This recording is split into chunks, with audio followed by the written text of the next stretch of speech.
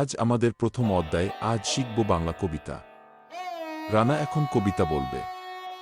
কবিতার নাম খোকার স্বাদ। লিখেছেন কবি কাজী নজরুল ইসলাম।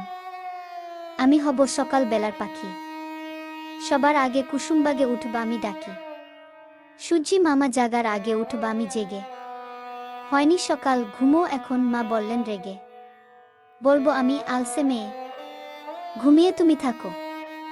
হয়নি সকাল তাই বলে কি সকাল হবে না কো? আমরা যদি না জাগি মা কেমনে সকাল হবে? তোমার ছেলে উঠলে মাগো রাত পোহাবে তবে। ঈশা দিদির ওঠার আগে উঠব পাহাড় চূড়ে। ওই দেখো নিচে ঘুমায় শহর শীতের কাঁথা মুড়ে। ঘুমায় শহর বালুচরে নদীর মোহনায়। বলবো আমি ভোর হলো যে সাগর ছুটে আয়। ঝর্ণা মাসি বলবে হাসি খোকন এলি নাকি? বলবো আমি নৈকো খোকন ঘুম জাগানো পাখি।